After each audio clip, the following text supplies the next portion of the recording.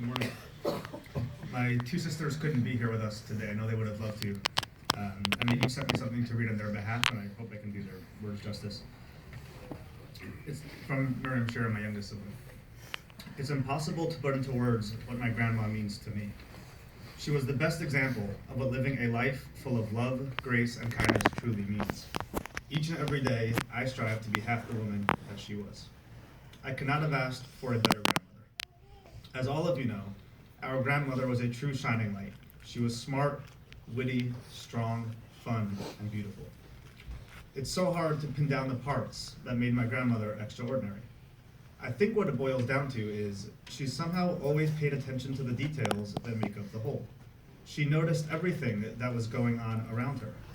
I honestly feel like she never missed a beat. She was hands-on in every aspect of her life. She somehow managed to keep up with all of our daily lives and to show real interest in everything that we do. She gave amazing advice and insight filled with love. I am so blessed that my fondest memories are growing up with my grandparents.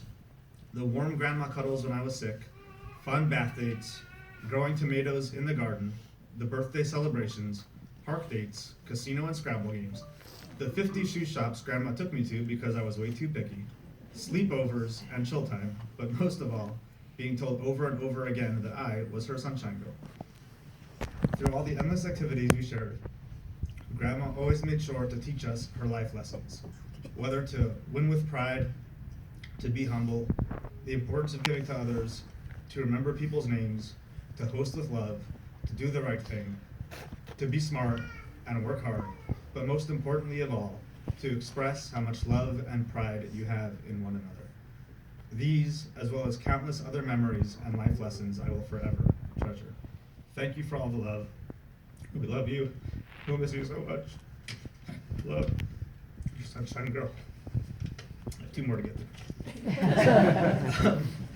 Shaina sent a poem, and she said, "Dearest, thy most beautiful grandma, my birthday and unbirthday partner.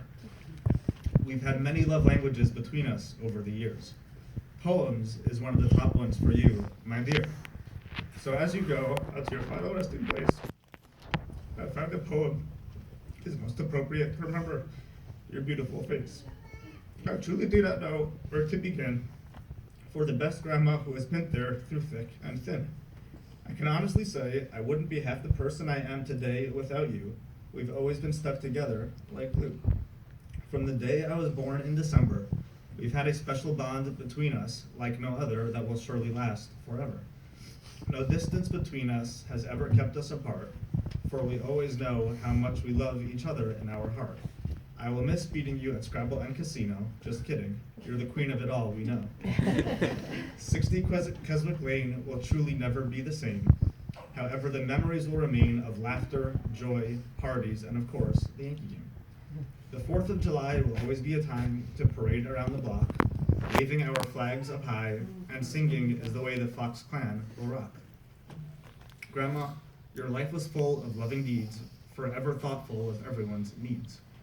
From having to call the neighbors' grandkids' friends to wish them happy birthday, to make everyone feel good in their own special way. There has never not been a birthday, anniversary, or a just to say I love you card. It's just one more way to show you love us hard.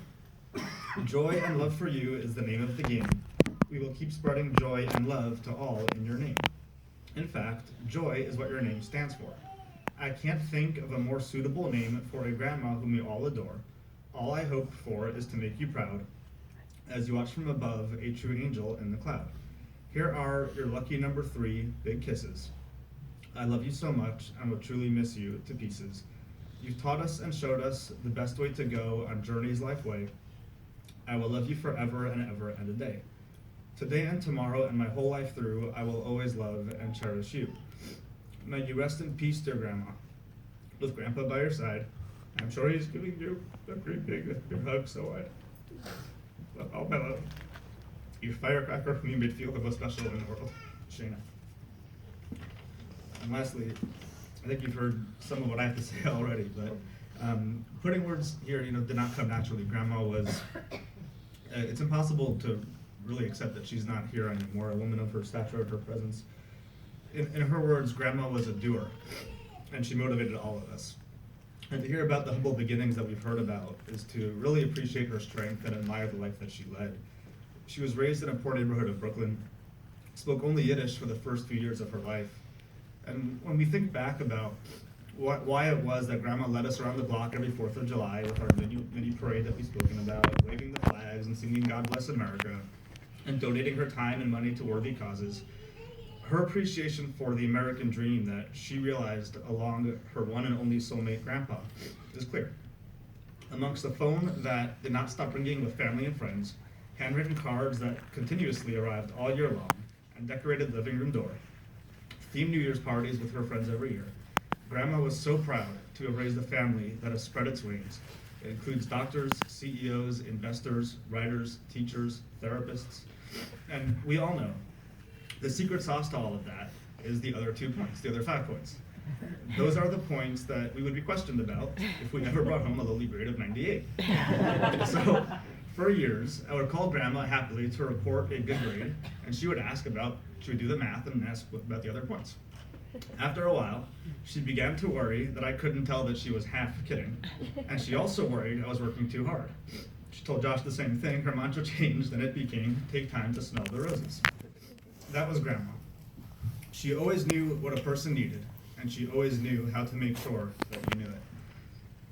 After all these years of giving to everyone and building an incredible community of family and friends, you were the other 2 points. I know that your heart is full, and you're back with Grandpa so you can smell the roses together.